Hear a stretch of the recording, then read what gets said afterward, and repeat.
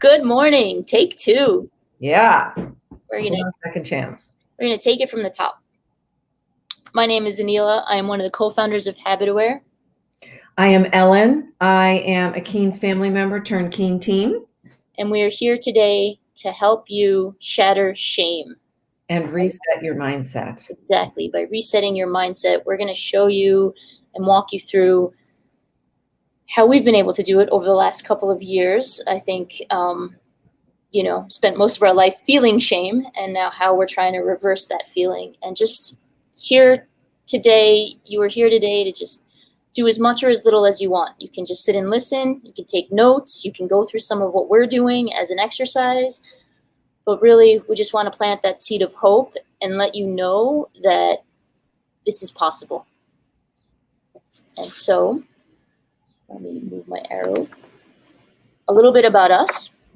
So my name is Aneela Idnani. I grew up in Long Island, New York, and I started pulling out my hair when I was 12 years old. Around that time, my dad fell sick with cancer, and I started out as a thumb sucker. Then I went to hair twirling and drinking milk at night before bed, and then started pulling. And that was the way that my body chose to self-soothe. And with my dad being sick and high school stress and then college stress and then boy stress and then God knows what else was going on in my life, I pulled and pulled and pulled and pulled and pulled. Until one day I walked into the bathroom to get my black eye pencil, and my husband bumped into me and said, "Aneela, where are your eyebrows?" By this time I think I was either pregnant or had just given birth to my first kiddo. I have a really bad memory. I wish I was journaling more back then.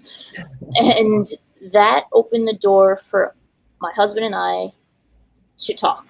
That was the first time that I really had shed the secret and shed the baggage. And I was so afraid that he would reject me and say I want a divorce and, all of this stuff. But I had no other option. I was a deer in headlights walking into that bathroom, and I just said, I did it to myself. I pull, and we'll come back to that statement in a little while. I pull out my hair. He went online. He started doing research. He found TLC. By that point, I had already found TLC, and just tried to understand why I was hiding, why I was feeling so much shame that I didn't even feel safe enough to tell him, the person that I had said in sickness and in health, right? And then that kind of led to us creating HabitAware Keen, the first bracelet about 4 years ago now, helping people take control, building awareness of where their hands are. And now we're about to launch a new product that helps people with the now what of, okay, I'm aware, now what do I do? So that's me in a nutshell. Ellen?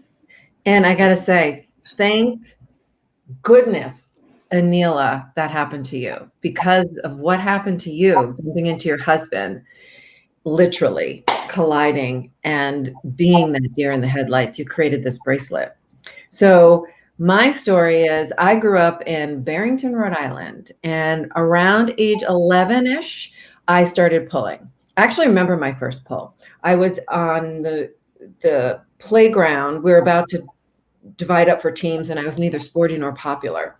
And I remember playing with my hair. And then all of a sudden, I guess I just pulled one out, and zing, I was hooked. And I had no idea I was doing any damage until I went to the hairdresser with my mom, and she went like this, Fatima, I still remember her name, and like this, and spied 2 bald spots back here, called my mother over. And here we go with language, which we're going to talk about in a minute. What's wrong with Ellen? What's wrong with you? What did you do? These 2 women were saying to me. So I quickly came up with a lie because I was so ashamed. I was ashamed. I did this to myself. So I lied and said that my best friend put gum in my hair and I had to pull it out. And I swore to myself I would never do it again. And all of you listening know that you've done that same thing. So I went throughout my life and started in 1976, well before TLC and well before I even knew what Trichotillomania was. And I hid. I was ashamed. I was afraid that I would be found out. So fast forward a lot of time, and now it's May 2017, and I'm binge watching This Is Us. I'm sure some of you guys have done that. And I'm binge watching and I'm pulling and I'm pulling and I'm pulling and my elbow is sore and my fingers are sore and what damage did I do? And I'm feeling so ashamed. And I Googled what's the latest breakthroughs in trichotillomania. And I expected really to find nothing, but I found the bracelet. And so I immediately bought 2. And when they came, I didn't follow the instructions and I trained 2 of them, 4 areas, 4 areas. And for those of you who don't know about it, you train it for your specific behavior and then it vibrates to bring you awareness. Didn't work because I didn't train it right. So then I hopped on a call with Samir and he helped me train it properly. And all of a sudden it started to work. And what I mean by work is it vibrated. And I decided it was a hug telling me, hey, Ellen, your hands aren't where you want them to be, but you're amazing. And that was my mindset switch. And the awareness of the brace that it gave me was so dramatic that I was able to, and we'll get into this, I was able to take control of what I was doing. And then I reached out to Samir and said, I have to work with you and help others the way you helped me. And that was over 4 years ago. And here we are. And in that time, we have helped nearly 20,000 people in our teen family. And in talking with them and doing training calls and doing emails and being in community with all of you, we have seen that this consistent theme of shame is building a wall around us, between us and recovery. And so we want to shatter that shame with you today. But go ahead, Ellen. When we can't, we have to face it. We have to face the word shame. And so we want to get comfortable with you about being a little uncomfortable. It's okay to be uncomfortable. And so what you could do is just take it out and just put it here. It's here. It's not inside you. It's here as we go through what shame is. And like Aneela said, we're going to do this exercise to see where does this appear in your life. So I'll start by talking about what shame is. Shame is the feeling that there's something wrong with me. There's something wrong with us, that we're less than, that we're not good enough, that we're inadequate. And shame is that feeling of that I'm a mistake. Not I made a mistake, but I'm a mistake. And I'll give you a real quick story of where I felt so much shame. So I started pulling it when I was 11 and I'm in college now. And I confessed to a friend my hair pulling secret, first time ever. And she was my bestest friend. She was actually pretty cool about it. And I was so excited that I was able to share it with someone because never, ever, ever, ever had I done that. And, I don't know, we had a falling out. And I was sitting at Armand's Pizzeria. I remember exactly what I was wearing. And I'm the hostess stand. And I'm bored. And when you're bored, kind of go like this. So I was going like this. And I also, we don't talk about this a lot, but I also like to bite it and run it through my teeth, or at least I used to. And I started doing that. And all of a sudden, that friend came around the corner and looked at me. And she had other friends with her. And she goes, Ellen, you're disgusting. I mean, I just feel that rush of shame. And that's what I felt. It's my fault. I am not enough. And I felt so much shame. And I'm going to hand it over to Aneela for just a second. Shame comes from our thinking and comes from what other people think about us, right? And then it stems into what we think other people are thinking about us. And so when we can stop doing that, and when we can say, like this friend that said, oh, you're disgusting, that the only disgusting thing in that moment is that person's judgment. That's right. But we are so attuned to our emotion that we don't feel that in the moment, right? We're so in the moment that we don't see what's really happening, which is that person is actually trying to find a way to feel comfortable in their own skin. Maybe they were just uncomfortable with the situation and didn't know how to react, right?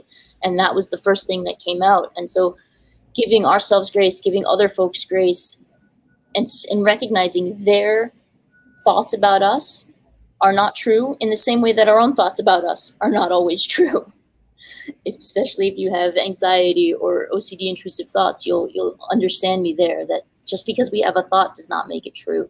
Just because we may think there's something wrong with us, it's not true. We have to remind ourselves that no, there's all this goodness about us. And we are going to talk about how to shatter shame in a moment, but let's just stay with shame for just a moment. So these are some of the statements that we've heard and that we've said ourselves. We've already said them in our opening of how we've shared our stories. A lot of this stuff. I am not enough. I literally had to print a shirt to remind myself that I am good enough. For 40 years, I'm 40 today, I thought I was not good enough. And I thought I wasn't going to amount to anything. I thought I was taking very, very safe roads, if you will, when it came to school, making, just choosing the classes that I knew I was going to ace without any effort, because I didn't think I was enough to do anything more than that, to challenge myself any more than that. Yeah, I felt the same. It's like, if you can't control the hair pulling or the skin picking or the nail biting, and we feel that it's our fault because it's our hands, right? So it's got to be our fault because they're our hands. But it's not our fault, because just like that perception. So it's my fault, right? I am a hair puller. I pull out my hair. I think I said earlier, what did I say? My response to Samir was, I did it to myself. I am assigning blame when I speak like that. I am assigning guilt. I am assigning fault. But, if you were in the opening, the first time attendee session yesterday, there was a very bright person on there talking about how she doesn't say I am diabetic. She says, I have diabetes, right? By distancing ourselves from our condition. I think even Jude said, we are not our BFRB, right? We are all the other things that make us amazing humans. We are artists, we are writers, we are creators, we are loving human beings, we are kind, we are doctors, lawyers, dentists, technologists, teachers, mothers, fathers, brothers, sisters. Nowhere in there are we talking about pulling or picking or biting our nails, right? Right. And I like to say that our BFRB is the least interesting thing about us. The least. It's so boring. You are so much more than your BFRB. And there was a comment that came in where someone says that they yell at themselves every time they pick. What's wrong with you? Yeah, and I used to do exactly. Yep. Yeah. And so it's shifting that, because like Aneela said, I have diabetes, if that's what you have, not I am diabetes. And I have an astigmatism. I am not an astigmatism. I'm not an astigmatism. I have one, and I'm able to control it with my eyeglasses. Thank you for the birthday wishes. That's a really great point. So how we talk to ourselves feeds that shame, right? Yeah. I spilt milk the other day. I yelled at myself, right? I've had 40 years of practice of yelling at myself for the littlest thing to the biggest thing. And so we have to remember that when we're pulling, when we're picking, when we're nail biting, this is our body. This is serving a purpose for our body. We have to understand that it's a self-soothing mechanism. It's the way that our body has learned to reach balance, to reach homeostasis, to reach a feeling of self-soothing, of relief, right? It's momentary though. And that's why we have to keep doing it. We have to keep doing it. We have to keep doing it. So if we can teach ourselves not to yell at ourselves when my hand is here, but to say, oh, okay, that's my signal, to recognize that as a positive signal that my body needs me right now, that I should stop the email that I'm writing and I should drink my glass of water. Oh, actually, speaking of, got to take mine out, that I should drink my glass of water, right? And set yourselves up for success. Every night I fill this bottle and I put it in the side pocket of my backpack so that it's here right next to me when I get to work. Yeah, you got to make it easy for yourselves. And yes, Adele, that whole thing about trickster and you're identifying with it. I even used to write in the HabitAware emails, co-founder and chief trickster, or, and now I've changed it to co-founder in Trichotillomania recovery, because I want to distance myself from allowing the condition to define who I am. You know, I want to go from I am a hair puller, I am a problem, to I have a problem, to I have hair pulling disorder, hair pulling condition, trichotillomania, dermatillomania, nail biting. It's something that we have, it's not something that we are. We have to, and that is critical and key to shattering that shame, to start breaking down the wall between us and recovery. Yeah. Yeah. And there was a comment that just came in, and thank you to who said that they were sorry that I was told. It's so hard. It's so hard. I still think about, and actually, Aneela, you helped me just now, just this second, or like 4 seconds ago, when I told that story about the friend who said, "You're disgusting." And you said, no, you're not disgusting. She's disgusting. And it's true. And even that is placing judgment, right? Right. That's true. But we also have to play some of these games in our mind. Our mind is playing games with us. We need to play games back with it to get back in control. Yeah. So, and you're right about how our BFRB is telling us something. It's helping. We do it because we want to find balance. It soothes us. It helps us when we're bored. It's comforting. It's our best friend and our worst enemy. And we hate the side effects. Truth be told, if we could pull and never have any, or pick or bite and never have any of the side effects, who would care? But we have the side effects, and that's where shame comes in. And there was something I was going to say about that, and I just went in and it just went out. Yep. Yeah. So so it's not our fault. I know what it is. So so when I do this, it's telling me something. I'm either bored, or I'm trying to concentrate, or I'm anxious about something. And it's just like when all of a sudden you get an email or something happens and you get that, oh my God, feeling. And then that's your body telling you something. It's your body saying, oh my gosh, alert, hold on, watch out. Mm-hmm. So in some ways, my BFRB can be my best friend, because I can take it and put it here and not interact with it and say, thank you for letting me know that I need to take time for myself. Yeah. It's a mechanism, right? To protect you. Think about when your dogs hear the mailman, they start barking, right? Something's coming. I have them. Don't want to wake them up. We don't want to wake them up. It's kind of what your hands are doing when it's that signal that, hey, I'm feeling in an unsafe moment right now. Yeah. And then you have to try to understand, well, what's unsafe about this moment? Okay, I'm writing an email to, whatever, or I'm, like right now I'm trying to write a book. I'm writing a book, but this stuff is really, really hard to write about, and so my hands are moving. Okay, let me take a break. Let me write by hand instead, so that I'm not worried about editing. Like, let me, like different things to try to think through, how can I make it easier on myself? But this work still needs to get done.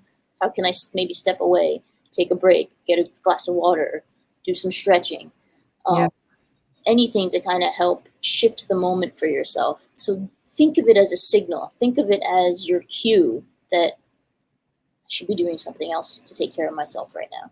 And then it's all about experimentation to find what brings you other, as Ellen likes to say, joy. Mm-hmm. I like to say relief, or self-soothing, or just that moment of pause, if you will.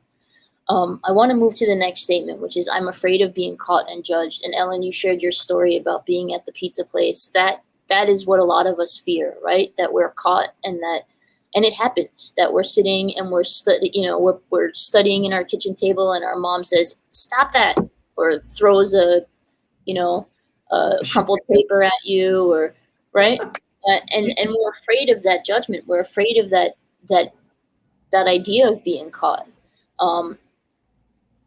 And then I think this is where this perception externally that other people see, that because these behaviors are our hands doing this behavior, that we're in control, right? You can't see, when someone has cancer, you can't see that it's our blood cells attacking our other blood cells. That's still us doing it to us, but there's that distance of, you're not in control of it.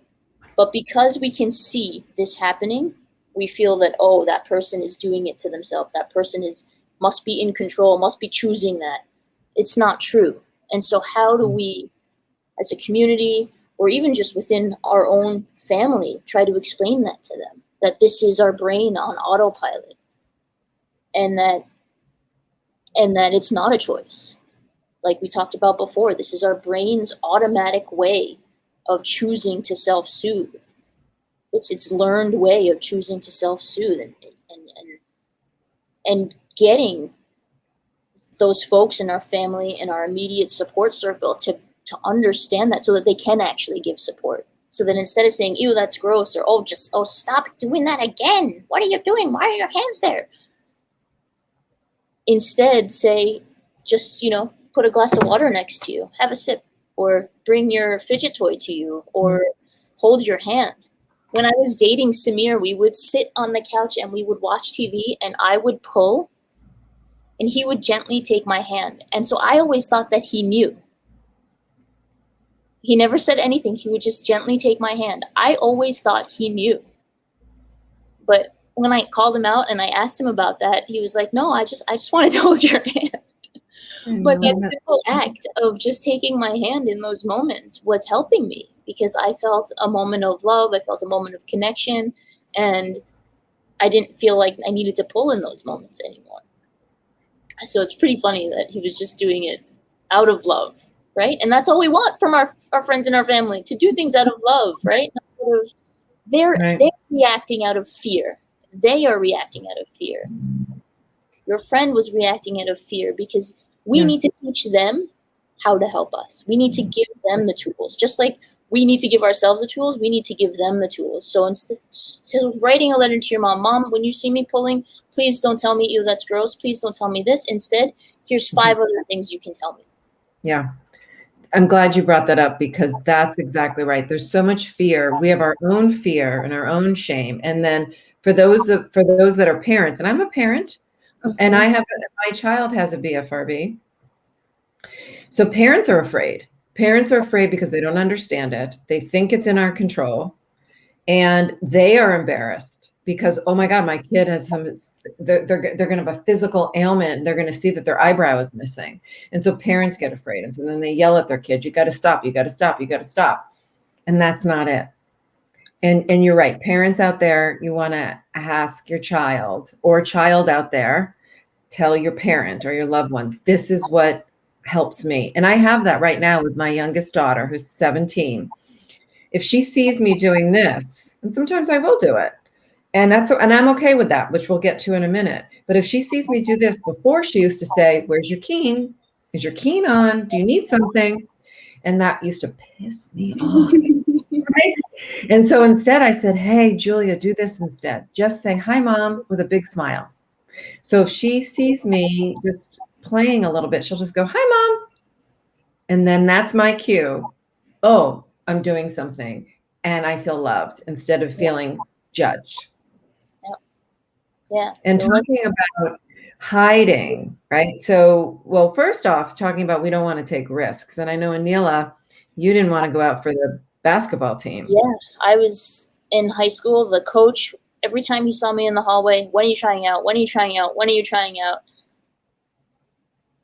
And I was just so afraid of, honestly, like something so silly. I was so afraid of being in the locker room post game and showering and my makeup coming off, or like sweating on the court and going like this, and my eyebrow, revealing my lack of eyebrows being revealed. That's what held me back from playing a game that I used to just love, shooting hoops in my backyard, or, in my driveway.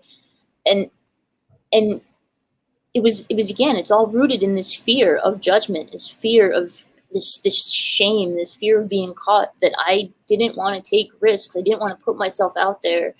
I skipped pool parties for the same reason I did, like our high school shows, like the Annie and all those musicals and stuff. I didn't even try out for a part. I just went straight to, I'm going to wear all black and be behind the scenes and move furniture, and so no one can see me. I hid in that way. I still participated, I still did things, but I found the way that would not put me in a position of letting people see me pick or pull. Yeah, and mine was a little different because I had shared and then was told I was disgusting. I realized I can't take the risk of sharing. I can't tell anyone ever again. So I wouldn't take that risk. And then I wouldn't take other risks. I wouldn't try out. I really became, I was talking, Aneela and I were talking about this yesterday. I really became an underachiever. I felt I wasn't smart enough. I wasn't good enough.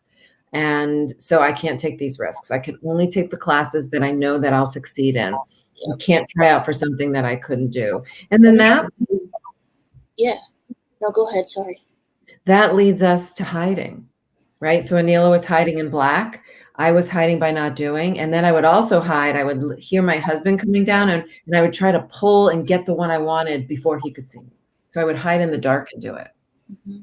And then what happens when we have this shame where we feel that we're not good enough and that it's our fault and we're afraid of being caught and then we don't take risks and then we hide, then we're alone. Mm-hmm. And there's nothing worse than being alone. And we're alone physically, where we literally could be just sitting and watching TV alone, or sitting in our rooms, or not getting out of our dorm room, or not going into the office, or not going into the school, into the classroom. And then we can also hide in our heads too. Mm-hmm.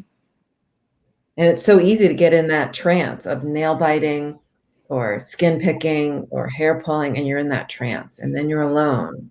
And then it's a whole cycle. Mm-hmm. And it just goes and goes and goes. And this whole cycle starts with, because I pull, because I pick, because I bite my nails, there's something wrong with me. I am not enough. It's my fault. And so looking at this page, take a screenshot if you can. Do this exercise later on today or when you're ready.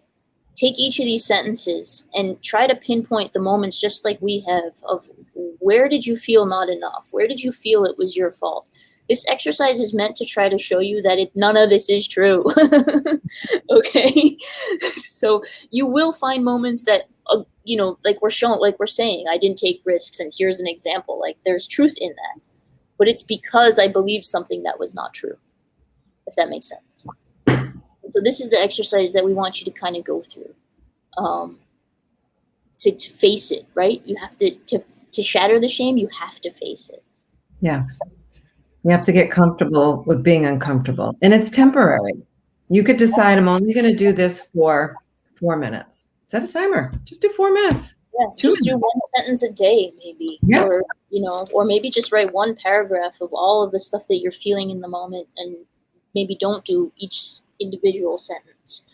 But it's only when we start looking at this stuff objectively, like a scientist would, like stepping out of ourselves, almost like watching our life on TV, like it's someone else's life, right? Mm-hmm. And then you can say, okay, well, there was a moment that the character felt not enough.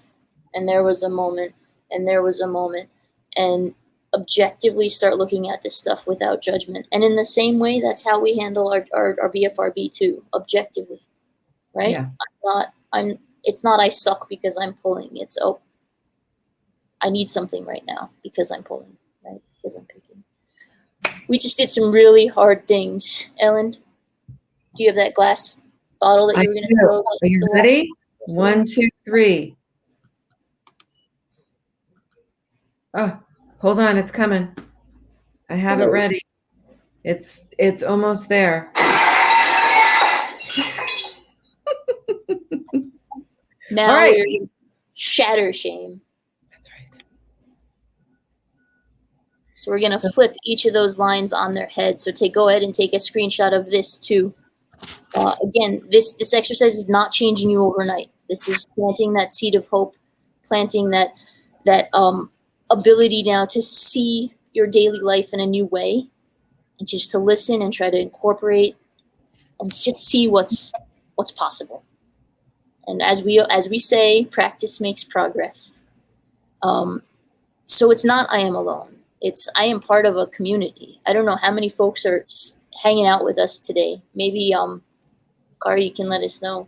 But I'm gonna hope there's at least 50 or 60 people that are sitting with you next to you, even though we may be all across the world, our energy is together.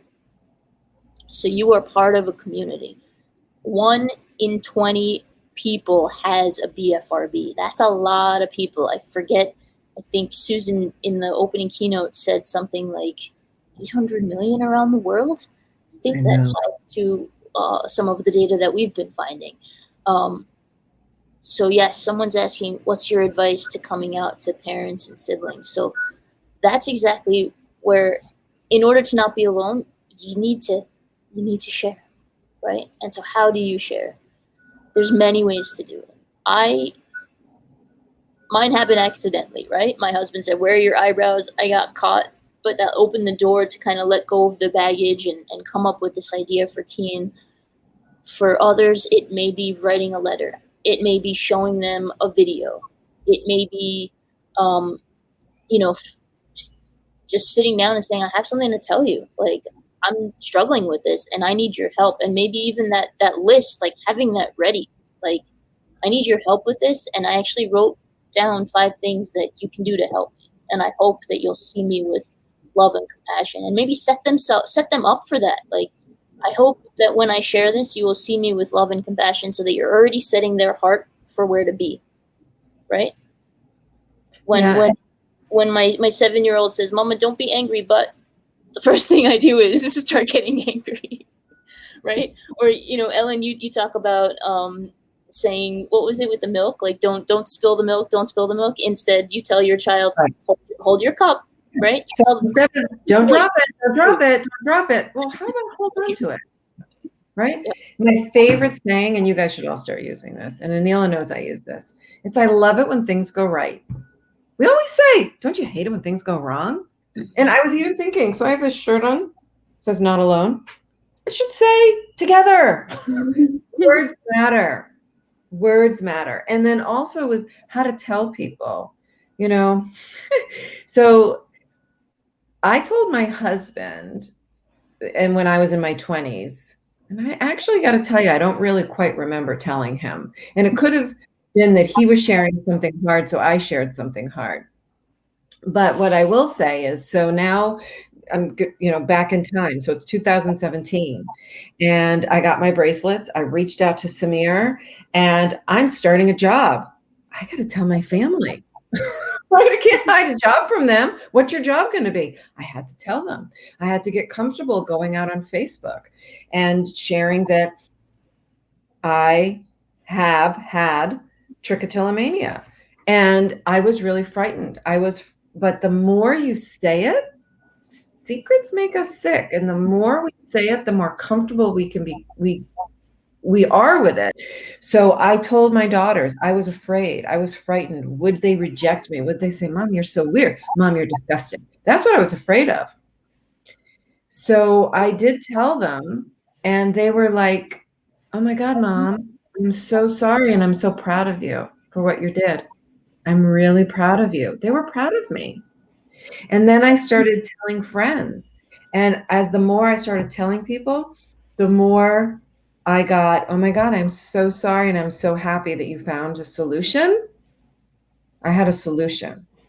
It doesn't mean I had a cure, which we'll talk about, but I had a solution.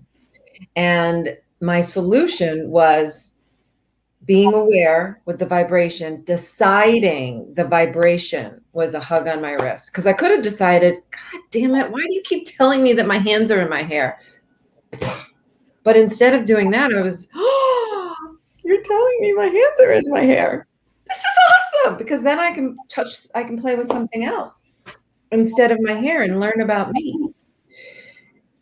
So you got it, and the first time you do it, it's super hard. It's like walking into your school for the first time, and you have no idea how to get to the classroom, and who you're going to sit with at lunch, and where's my seat going to be, and what if I'm lost? And the more you do it, the more you get used to it. And it's the same thing here. Another way is to maybe write down and prepare what you want to say, and then acknowledge that everyone has something going on in their life. Like, you may be struggling with your BFRB. Your friend may be struggling with some other issue in their life. So maybe even finding that safe space to be able to say, hey, I know you're struggling with this. Well, here's something I'm struggling with. Do you think we could be compassion buddies? Do you think we can help each other? Right? And I think starting out with that very first sentence of, I need to talk to you right now, and I need you to meet me in a place of compassion. Tell them what you need immediately, and then go into what's wrong. Yeah. That's great. And you say that again, Aneela, so people can write it down. I wish I could. I need to tell people that I need to talk to you right now, and I need you to meet me in a place of compassion.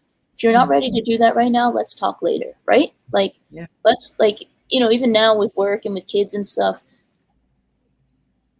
and my mind is my mind. My husband knows my mind is my mind. And there are moments where I'm just like, can I talk to you right now? And sometimes he'll just say, I'm not ready for whatever you have to tell me. Because, you know, he needs his space too. So learning to kind of make sure that they're ready, that maybe they might have other stuff on their mind right now. So they need to clear their mind before they can come and meet you and serve you and be with you, in the same way that you then need to kind of, maybe depending on your age, you know, if you're 8 years old, you're not worrying about what your parents are worrying about, that kind of thing. But I think just recognizing and meeting people with compassion, understanding that they too, your parents, your siblings, are going through stuff too. And so in acknowledging that, like, look, I know that you might be going through something. I'm going through something. Can we meet each other with compassion and help each other? And then start talking about, here's what I'm going through. What are you going through? And we need a lot more of that in this world. And if we can be the ones to start showing up in that way, that's going to domino effect. Then your parent who sat down with you is going to maybe be able to now reframe a conversation at work with someone, having learned it from you, right? And now they have a better relationship, and it will domino effect. So wow, all of that to say I'm part of community. And I heal, right? We talked about that we hide. Bracelets that beep. That's us. That is the work that we do. That is what we created. We can go to our booth later on, and we'll talk with you one-on-one, so we can get you there. Yes, come to our booth, but I will just, yes, that's what we make. And I'm wearing it right now. And it beeps, it just gently vibrates like your phone. And then the key is to decide that hug, that vibration is something awesome, because I am all about joy. Yep. But going back to what we were talking about, so community. It's not you know, we talked about how we are in community and the communication is key. And we talked about how instead of hiding, instead of concealing, we can heal. We can use that energy in a different way, see what's possible, and actually heal. So when we find ourselves hiding, maybe saying, oh, I'm not going to go to the pool party because I'm very afraid of being caught without hair. Okay, well, maybe instead I'll go to the pool party for 30 minutes, or I'll set a timer, and in 30 minutes I'll get out and I'll run to the bathroom and I'll put my, you know, I'll check my makeup. You know, do what you need to do to still participate in life. Just try little baby steps so that you can get to healing instead of hiding. And remember that word possible. Just like I said, hold on to it, because words matter, instead of don't drop it. When you catch yourself thinking about it, that I'm never going to be able to do this, what's wrong with me? Just think about, well, what's possible? Because it is possible not to pull or pick or bite for 4 seconds, and then maybe 14 seconds, and then maybe 40 minutes, and then maybe it's, you know, it's half a day, you know. So, and then it's just looking at what's possible and what you can control. And it's like the weather. You can't control the weather, but you can control what you wear, the umbrella, the rain boots. So just think about what's possible. Yep. And then take that action. And you're brave for taking that action, that small action. becomes bigger and bigger and bigger and more positive in your life. And so we talked about hair pulling, skin picking, nail biting being our fault. They're not. They're a chronic medical condition. We have to remember that perception of control is untrue. It's our automatic system, right? Our brain on autopilot. That's not to say that that's an excuse to say we can't take control, because we can. In the same way that someone with diabetes may not be able to push a button in their body to say, create insulin, they can do the work to manage their condition. They can prick their finger and check their blood sugar levels. They can make sure they're eating right. They can exercise. And in the same way, we with a chronic condition can do the things we need to do, building awareness, practicing healthier replacement strategies to take control of the chronic condition. And going from management versus this idea of stopping. Right. You can't stop something that's chronic and persistent. That is my belief. Yeah. Stop is a 4-letter word. And I think a lot of us get into this behavior of pulling and picking because we are perfectionists, because we need to get that one. And I actually just pulled a hair, but that's okay. That's another, yeah. Okay, right? It's okay. We need to get that one. Oh, I didn't get that one. I got to go back for it. I got to go back for it. I got to go back for it. That's the perfectionist in us trying to create control in our life. But if we can say, this is a chronic condition, my goal is to manage. My goal is to get to a point where as soon as my hands go here, I don't need the bracelets anymore. I know as soon as my hands are here playing, looking for that soothing behavior, I still like the feel of rubbing my fingers on my eyebrows. But that's my cue. That's my cue. That's what this is for. That's my cue to take my sip. And then it helps me throughout the whole day to take care of myself in a healthier way, or to do my deep breathing, to take a breath before I start anything, or to start integrating other things into my life, that like getting up in the morning and taking a little walk and reading my prayer book and trying to give myself goodness before I need it, so that I don't need it later, so that I'm not stressed when I'm picking up my hair. And so taking that energy from hiding and concealing to actually healing, to actually doing things that are good for us, that remembering that they're just that signal that we're in a state of discomfort and we need to seek soothing in a healthier way. And remembering that that is a condition that we have, a health condition, a medical condition, a mental health condition. It doesn't matter what you want to call it. It's something that we have. It's something that we need to it's not our fault.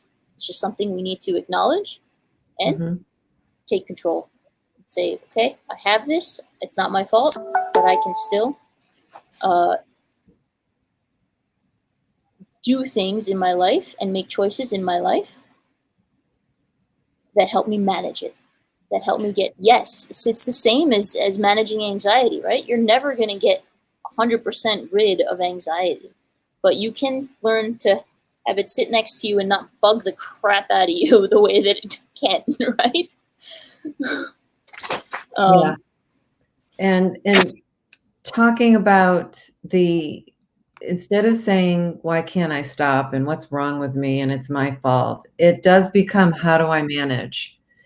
And like Aneela said, it's also like, you can't just tell someone stop being hungry.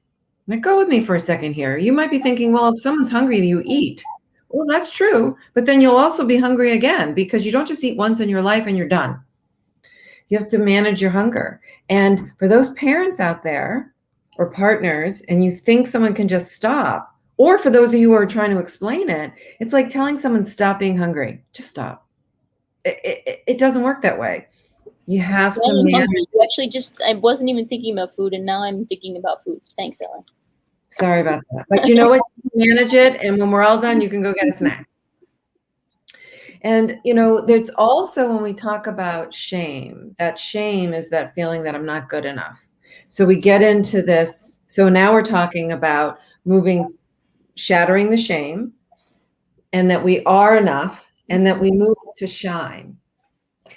And I want to stress here that having a BFRB, the goal is to take control, which we can do, through awareness and mindset and doing the work of replacing an understanding, which is a whole nother session. But it's also it's not feeling that I'm not enough. So I'll give you an example. I used to pull anywhere from 10 minutes to 3 hours every day. Now I'm not 100% pull free, and I never will be. And I'm okay with that. I still shine with that. I'm about, 95%.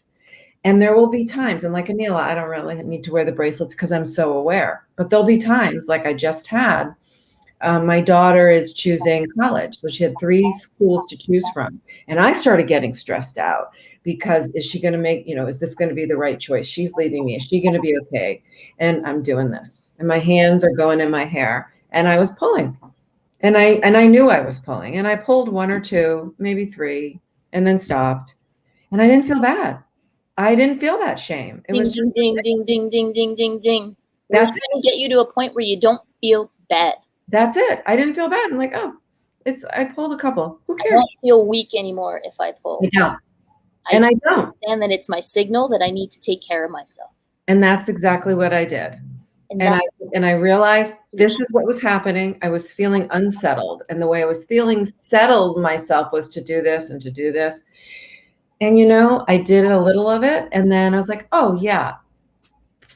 I stopped and I paused and I reflected. What's going on? Oh, yeah, feeling uncomfortable. And it's a temporary feeling. And it isn't in my control, but this is what I can control. So then I did what I love to do, and I stopped and I painted my fingernails. There's other things I can do. I can drink water. I can play with my favorite hair ties. There's so many. I could take a walk, but I know, and I don't feel shame. I still shine. And everybody still we all have crap that we go through. That's just life. And life is amazing and messy and awesome and hard and long. We want it to be long. Did you say long? I said painful, but long. Right. So, and this is just what we're doing here is we're explaining what shame is, because people feel, all of us here that have BFRBs, we can relate to the shame that people feel. But people feel shame for other reasons. And that's just life. So it's working on taking, how can I apply this? And I tell you, I guarantee you 100%. When you do this, it will seep and drip into other parts of your life. And you will start to see the glass. I was always the glass half empty, always very negative. And once I started to get my awareness, I would also pause and be, oh, that just pissed me off. Why? Oh, it really wasn't that bad. Sometimes things are really bad, and you can be pissed off, and you need to do what you need to do. Totally. The power of awareness transcends just these conditions. I find myself leveraging it even in my parenting, where one of my kids will do something and I'll get agitated, but I'll be aware enough to know that I'm agitated. And I'm still working on this because there's still blow-ups for sure. But there's moments where I'm aware enough to know I'm agitated. And then I'll ask myself, well, why am I really agitated? Is it because of what they did, or is it because of my inner core negative beliefs, right? And then I can actually step out of the situation and recognize, like, okay, he didn't say that he's not, like, my child is not trying to dig at me and tell me I'm a bad mom. I'm just hearing that, right?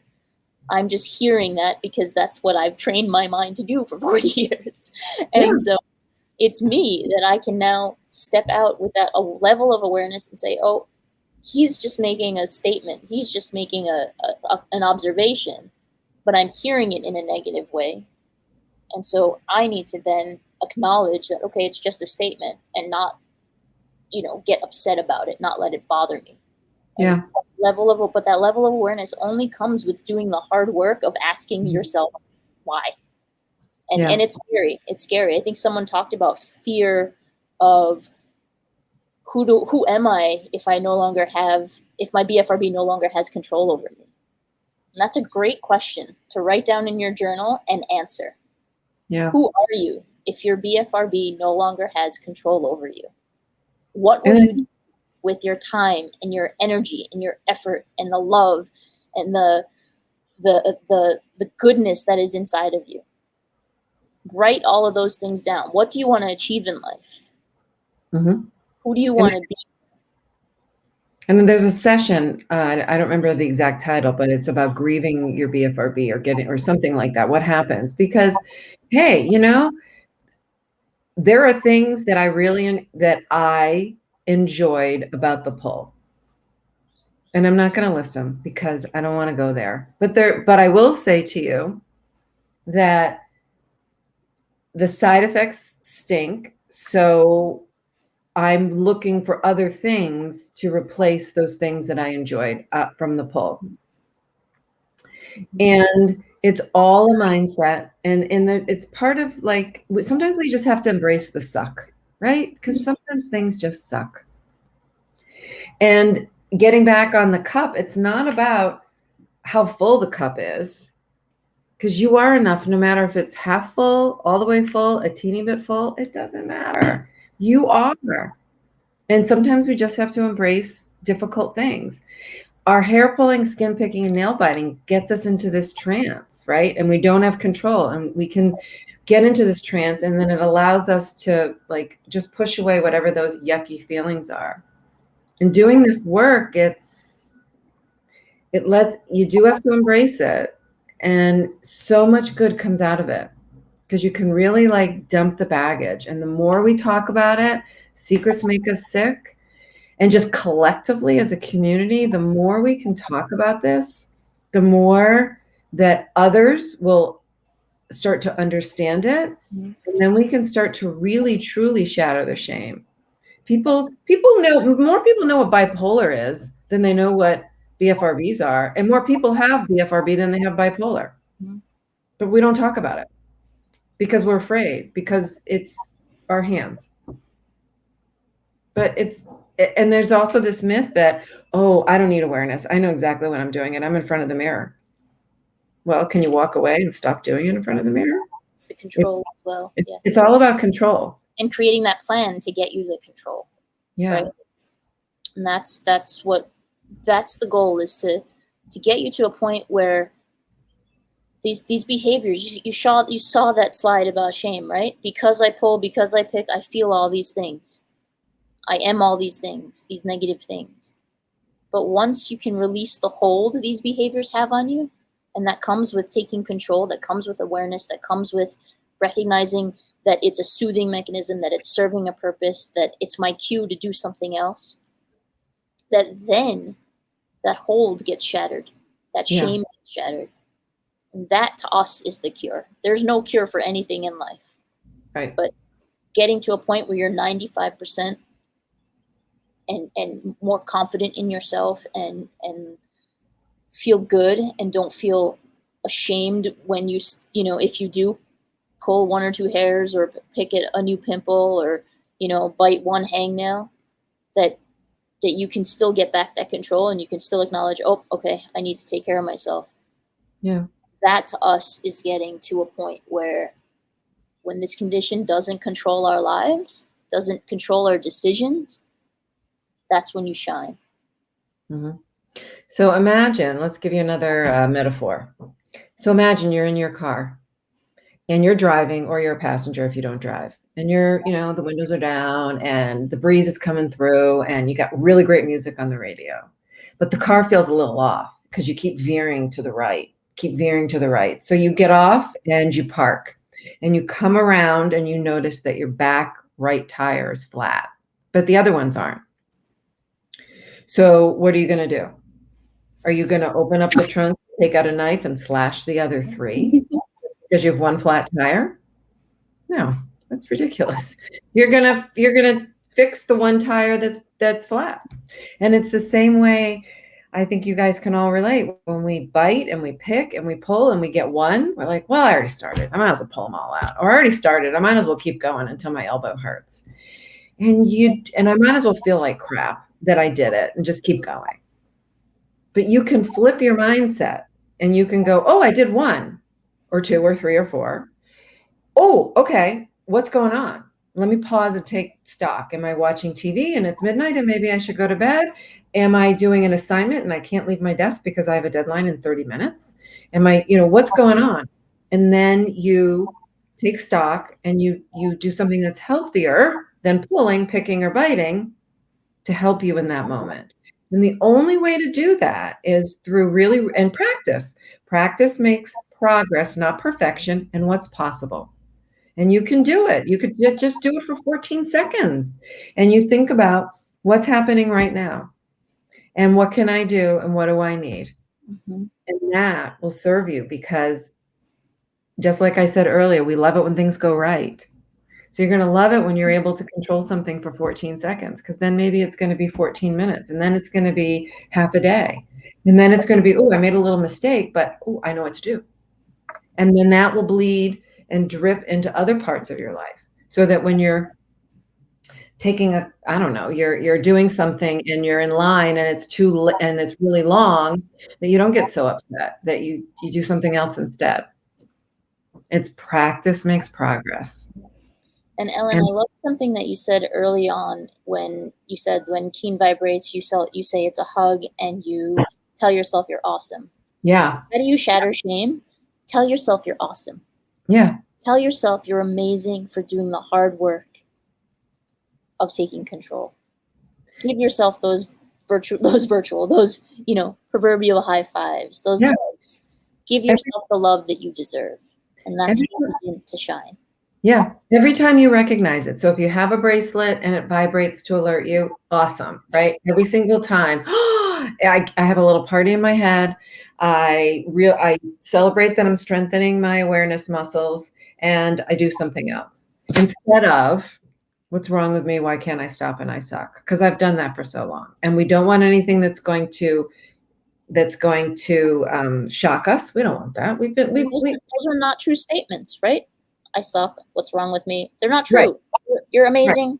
You're amazing, amazing humans. You're amazing. I want to move to questions. I want to see if you're picking up what we're putting down. I want to encourage you to go to the HabitAware booth that is in the expo on Hopin, and we are going to be starting a new virtual community, and we'd love to have all of you here, and you'll get more of Ellen and I and the knowledge and the experience that we've gained over the last 4 years of serving the community as well as healing our own selves.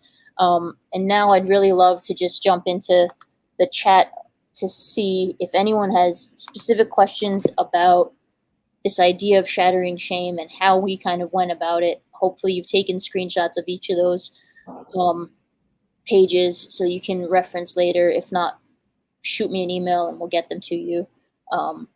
But we really just hope that we've inspired you today to look at your BFRB in a new way, look at your life in a new way, and plant that seed. And yeah, we'd love to hear from you, what questions you have for us, or maybe share some epiphanies or what you may have learned about yourself. And Carrie, I hope you will help us get to the comments. Awesome. So someone asked, what is your advice for coming out, in my case, as a skin picker, to loved ones like parents and siblings? And I think we talked a little bit about this before, of trying to tell people, like starting that first sentence with, I have something to tell you. I'd like you to meet me with compassion. Is now a good time to talk? Setting them up for how you want them to receive you, and making sure that they have the energy to do that in that moment. Another way to do it is to, recognize that everyone has something going on in their life, and to meet them with that compassion. Say, hey, I know you're struggling with this. I'm also struggling with something. Can we be accountability buddies? Can we be compassion buddies? Can we be each other's safe space? Any more advice about breaking out of the trance-like state? So that's exactly what Keen and Keen 2, the bracelet that we've developed. My husband literally, once he knew that I was pulling, we were sitting on the couch and I was pulling, and he gently grabbed my hand, and that was the moment where I said, I wish I just had something that notified me, because in that moment I wanted to punch him in the face, that he does not know, he does not get to tell me what to do. But I can empower myself to remind myself what to do. And so by breaking yourself out of that trance-like state, by shifting it from the subconscious, from the autopilot to the conscious, then you can have that conversation of, instead of pull, pull, pull, just need to get that one, to, oh, my hands are not where I want them to be. This is a soothing mechanism. This is my body trying to tell me that I need time for myself. What do I need in this moment? I think right now I'm parched, so I need a sip of water. What do I need in this moment? And that's how you start developing your awareness. And that's the bracelet that we've built, that we teach you how to develop your awareness and how to use that awareness. It's not just saying, like Ellen was saying before, I know I'm aware. Well, if you knew you were aware, you wouldn't be doing the behavior. Right. So it's not just about awareness. It's about practicing, leveraging that awareness by doing something else that's healthier, but just as soothing to you. What works for me may not work for you. So that's where you have to practice. So a lot of people are asking how the bracelet works. Yeah. I know we weren't planning on doing that, but I think we should. Very quickly, I'll explain to you. You connect the bracelet to a mobile app and you train it for 30 seconds for the behavior you do. 10 seconds. 10 seconds, sorry. So we've updated that for the new one. And then, so this is my behavior. And then in a few seconds, I get a vibration. And that vibration is just, hey, your hands are not where you want them to be. Your hug on the wrist, your high-fi moment of I'm doing something good for myself. And now I can say, okay, my hands are not where I want them to be. Let me take my sip of water, or let me stretch, or let me do a deep breathing exercise, or let me take out my journal and take the mess that's in my head out so that I can concentrate on the thing that I actually need to do. What am I thinking about right now? Why am I feeling that way? Okay, why? Okay, why? Okay, why? Get to that core negative belief and say, that's not true. I don't believe that. My hands can come back down to being relaxed. Yeah. And someone had said that they had the old key and they got annoyed when and pissed off when it vibrated. So there's a couple of thoughts on that, but shifting the mindset. If you're having issues with getting it trained, it is very specific. It's based on your specific gesture. But it really is up to you. So that's where I decide every time I get the vibration, it's a hug. Or I have some people who decide it's their best friend whispering in their ear. It could be a superhero. It could be whatever you want it to be. I have a little girl who said she's named her key Unicorn Magic. Oh, I love that. Isn't that pretty? I love that. I'm going to start using that. So, it's all about your mindset and how you set yourself up. So if you're one is, are they frustrating because you're getting false alarms? Then let's chat and let's get you retrained to make sure that it's more tweaked so you're mostly getting them. We can't be perfect. We're trying to teach you all also. Perfection is not reality. That we aim for 80% accuracy. And so if it's not hitting that, then reach out to us so that we can help you train it and manage that and make sure that the settings are better tuned to your specific behavior so that you're just getting them when you need them. But then, yes, it is this mindset shift of, is this going to annoy me all day? Is this my, my frustrating thing, or is this my hug on the wrist? Yeah. Do you love getting things right, or do you hate it when things go wrong? You have, and it's not Pollyanna. It's not just put the rose-colored glasses and everything's lovely. It's not that. It's just flipping it a little bit to say, hey, this is telling me something awesome. And false alarms are our friends. So this is my behavior that I've been trained for.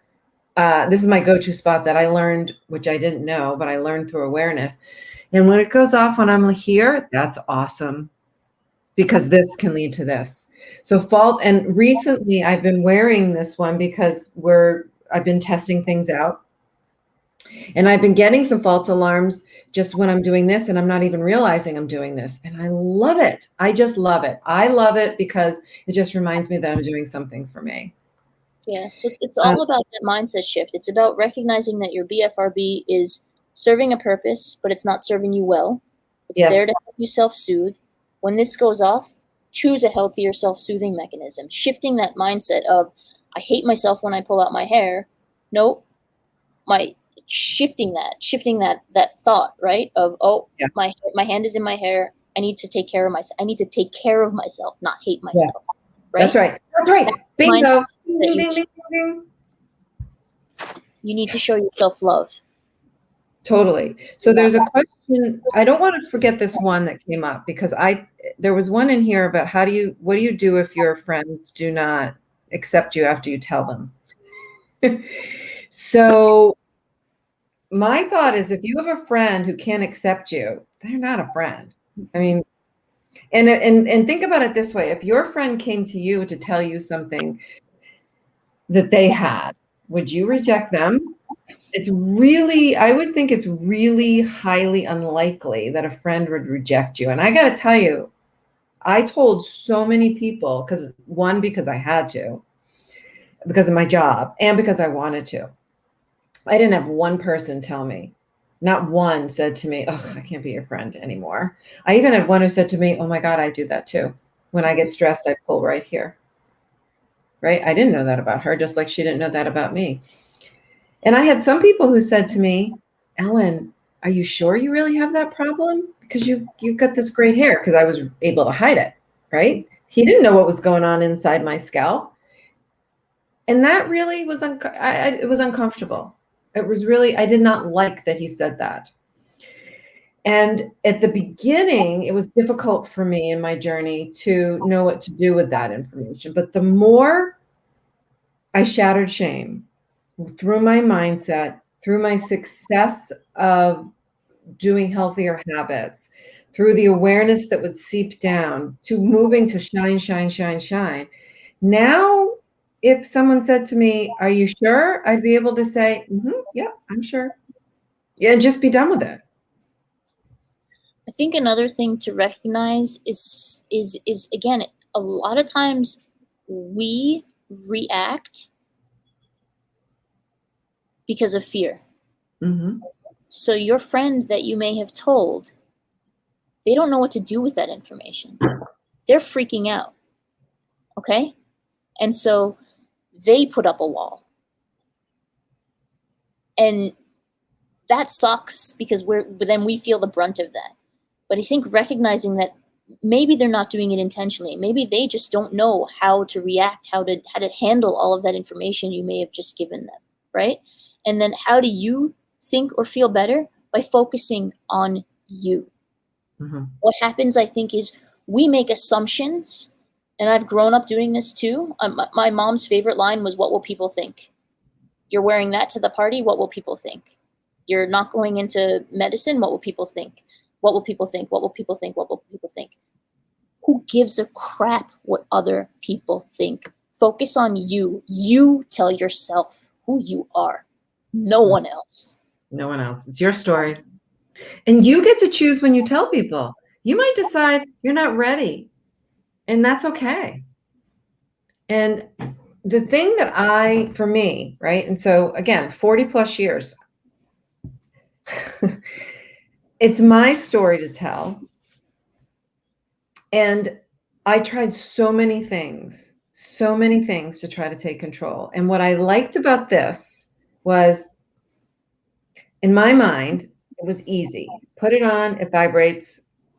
I don't have to think about anything else. Now, I did have to do that. But once I got the vibration and I was able to have the success, then it was so much easier to share. And you don't have to share right away. You don't have to share right away. There's a question about fidgets. So favorite distraction techniques. So while Ellen's bringing out hers, mine are water, and I love to write. I also have anxious thoughts. So for me, a lot of my hair pulling stems from those anxious thinking. So what I do is I write. I grab a sheet of scrap paper and I write what I'm thinking about, and then I write why am I thinking that, and then I write, and I try to just break it down to either get to a core negative belief, which I know is not true, and then negate that negative belief. I'm not a good mom. I'm a great mom, or I'm taking time with my kids so that I can get to know them and be good to them, whatever that is. So either I'm writing, I drink water, and I do a lot of deep breathing.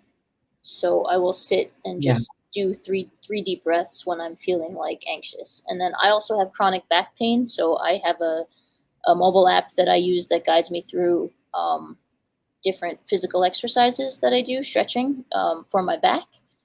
Again, my anxiety feeds my back pain, so it all kind of syncs for me in not a great way. But that movement is medicine for me too. So Yeah. I don't use fidgets. That's what I do. Ellen. And I'm going to start with what you just said and then move into fidgets. It's our hands and our hair and our skin and our nails are always with us. So you can have fidgets, and you surely should, but you also want to find something that you have with you all the time. And one of them is your breath. Not everybody likes to do the deep breathing. I do, like Aneela does. Another thing to do is when you get your vibration or you become aware is to just notice, like maybe do the 5 senses. What's one thing you can hear, one thing you can see, one thing you can feel, even one thing you can taste, so that it takes your mind away from the hair pulling, skin picking, or nail biting. So you're focusing on something else. I recommend what we call a pause pouch. I don't know if you can see it. I have one here. I also have one here. And you should make like 5 or 6 of them. And then you put in your favorite things. So my favorite things are these teleties hair ties. 1, because they work in your hair. And 2, I have a bigger one to show you. It has this little, can you see that? It has a little thing you can worry around. So that's kind of fun. And then you can play with it. This is one of my favorites. It's just a little silly little thing for cords. Cuticle oil. If you're sensory triggered, like for me, my eyebrows regrow, right? And then they're pointy and they bother me. So I use Vaseline too to kind of keep those pricklies at bay.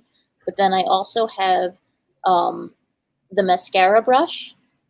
That's something that I like to just tap on, because it's got that same sensation feeling. So think about, when you're thinking about fidgets too, think about what sensory reaction are you looking for. So maybe it is that smooth thing that Ellen was just showing, or maybe it's a rough rock that you may want to keep in your pocket or keep in your pause pouch. Again, like there's so many fidget toys out there. Something may work for a week and then it may break, or it may, you may not like it anymore, or you may leave it in your car and then it's not where you need it when you want it. So that's really what Ellen's trying to get at, is that when it comes to fidgets, they only work, they only help if you have them with you. And we know that BFRBs are self-soothing. It is our body using the body to self-soothe.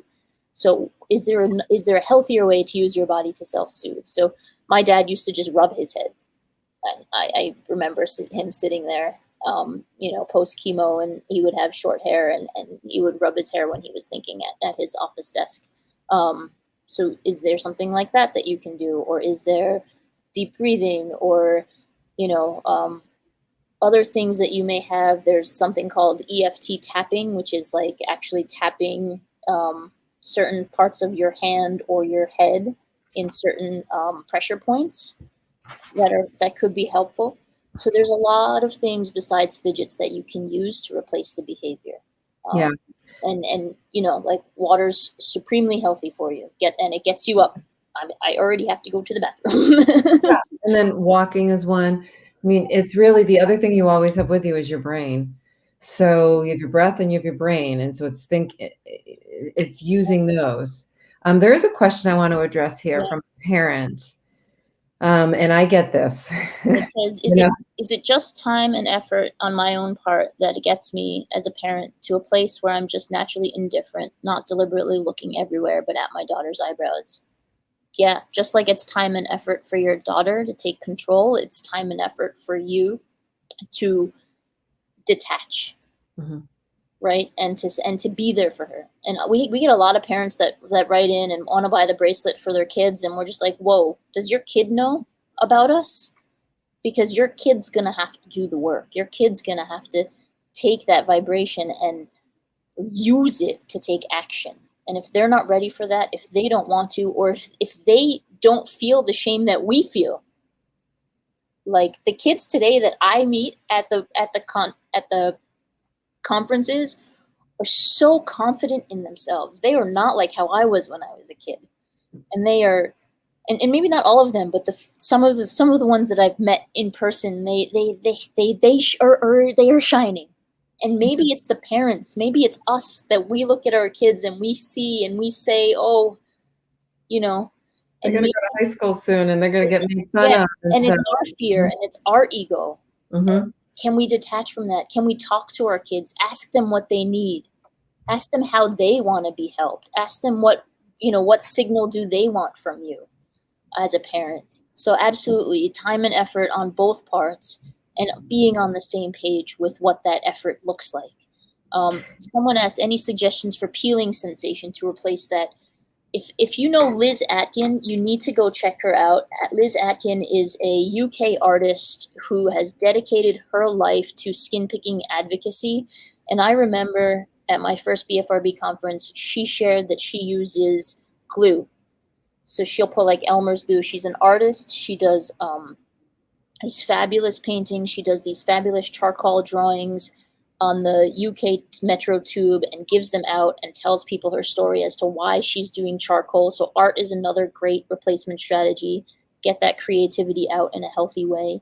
Get that energy out in a creative way. But she uses glue, where she'll kind of take the Elmer's glue and kind of make a pattern and then let it dry and then peel that instead of peeling her skin. There's another one for peeling that someone, a Keen family member, 17, told me she does.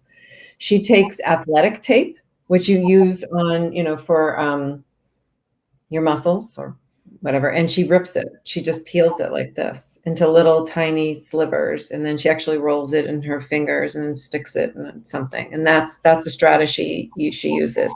And I wanted to point out, there's also another sponsor in the exhibit booths called Calm Strips, that they're like basically kind of like little strips of tape, but the material again is giving you some sort of sensation. So I would check them out. I know that they have an offer as well. I don't know them personally, but I've used their sticker, I guess it is. So that could be another one. I wanted to say one thing back on the parenting thing too. For parents, being indifferent is one thing, right? Just trying not to notice. You're always going to notice because we're parents. What I find is the best thing, a couple of best practices would be to remind yourself of why you love your kid, because it has nothing to do with their eyebrows. You're going to love your kid no matter if they have eyebrows or not. Mm-hmm. So it's focusing, and maybe you write it down and you look at it often. What do you love about your child? Their belly laugh, their sense of humor, their drive to do well. I'm telling you the ones with my kids. The way my daughter is with our dog. Like there's certain things there's all these things that you love about your kid. And so remind yourself of those early and often. Mm-hmm. And when you notice write them down. Write them down. And if you're feeling that anxiety, and you know it because it's here and it's here, and walk out of the room. Take a deep breath, walk out of the room.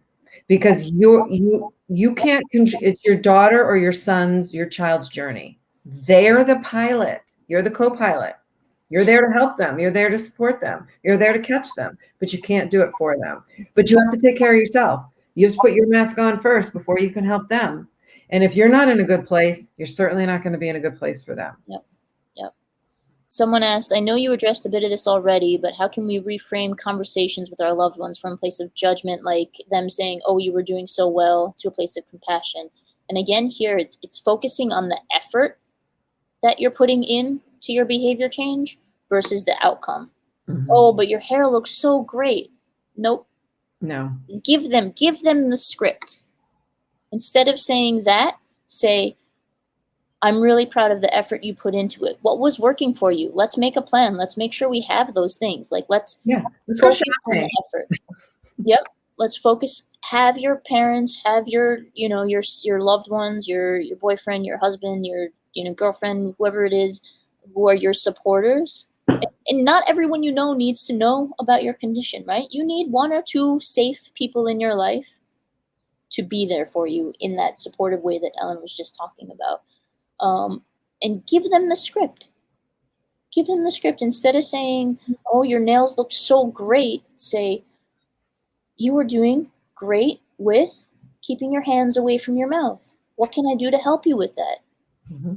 Right? Focus on the effort. Focus on the, oh, it was so great seeing you using your stress ball yesterday instead of, focus on the effort. Focus on, ask them to focus on when you're doing right versus when you're doing wrong. Yes, that's huge.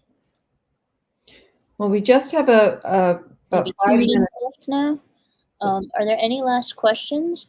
Else, I will take this opportunity to quickly share again.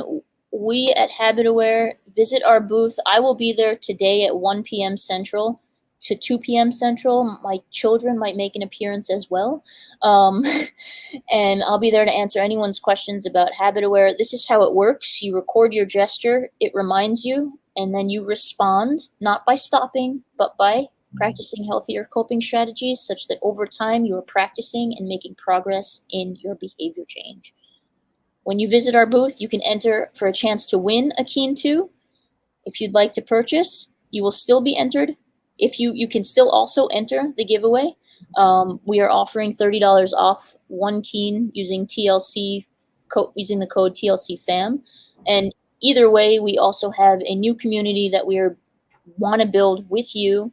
So fill out the giveaway form, check that box to say, yes, I want to be in this community. If you're picking up what we're putting down, we have loads of expertise of just the years of each of us, as well as helping others through video training calls and emails and just being in community with you all. And we've learned a lot of what these behaviors really are for us and how we can take control of them. And we want to be there for you on this journey because we've been there and we get it. And we feel all the feels that you felt. And like Aneela said, if you've already purchased your Keen 2, enter anyway, because if you win, we'll refund you. And my dog just unplugged my ring light. Oh, now he's sitting on it. If you guys like dogs, give me a thumbs up. But we love being with you, and our emails are right here. Jot them down, screenshot that. We love hearing from you one-on-one. I just had a beautiful call with someone from Minneapolis yesterday, and we just, we know what it's like. We also know that what we're feeling, we don't have to be feeling. And that with mindset, with a lot of the things that a lot of the tools that we understand now, that we can hopefully help get you to a place of feeling right in yourself too. And good in yourself. Yeah. Because you're worth it, because you are enough. Why don't we throw up, well, no, let's leave this up here. I was going to say we could throw up the shine one again, but this is good. We want this one. Yeah, if anyone needs those screenshots again, just please email me. I can send it back out as well. Yeah. Great. I hope everyone had a great time. I hope you took copious notes and can refer back to them. And again, we are here. This is what we love to do. We love to talk with you, hopefully with you instead of at you, and just be there for you, knowing just, the pain that we're all going through, and just acknowledging that, like Ellen said, it doesn't have to. It does not have to. You can get to shining. You can get to shine. And it's you don't just get there and you're done, just like you don't eat once and you're done. Whoop. Oh, I think we're still here. Okay, that was you. Yeah. It's something that you just continue to do. It becomes, this is what Aneela and I like to say, it becomes a lifestyle. Taking control of your BFRB becomes a lifestyle. And it's a chronic condition. So having hair pulling, skin picking, or nail biting disorder is a chronic condition. The side effects, which is the pulling, the picking, the biting, those are the habits. And we want to dull that habit and bring in healthier habits so that we can take control of our BFRB. And that's what that's the reason why we get out of bed in the morning. So You know, sometimes I think about, I wish I never had this, but I'm actually glad because now I can help you guys. And I would never have met Aneela. I mean, this is just so crazy. I mean, really. Yeah, It's that's another so, mindset shift, right? Like we can write lists and lists and lists and lists and lists of all the bad that has come from our BFRB. But can you write a list of all the good things? yeah. Who have you met? Who has inspired you? Who have you inspired? What have you learned about yourself through the process? Everyone goes through something hard in their life. We didn't choose this, but this is the hard thing that's in our life, and we can do hard things. We have to remember that. We can do hard things. We can take control. I agree with you. There's moments in my life where I'm like, oh, I wish that didn't happen. I mean, I wish my dad didn't die. Yeah. But you know what? Because he got sick, I met my best friend from high school who 15 years later introduced me to the man that I'm married to the man that I shared my condition with, to the man that stood by me and helped me create this device that's now helping thousands and thousands and thousands of other people. And so Tens of thousands. tens of thousands. And so my dad had to go through that pain for me to go through my pain, for me, you know, for us to rise out of it and find purpose. And that's one thing that when you get there, when you start seeing that all the pain in our life is there for a purpose. I ran from my pain for like 15 years. I was running away from it. And it was only once I started to face it, once I started to look at it, that it transformed my life. And so look at your BFRB, look at the pain that it may have caused, but I'm sure that there are moments of shine as well. And there's so much shine ready to come out of you. So if you're still here, thank you. If you've left, totally get it, because there's so much to see and hear and learn from this weekend. And come find us at the HabitAware booth today, tomorrow, and Sunday between 1 and 2. Thank you. Okay. She says we're done.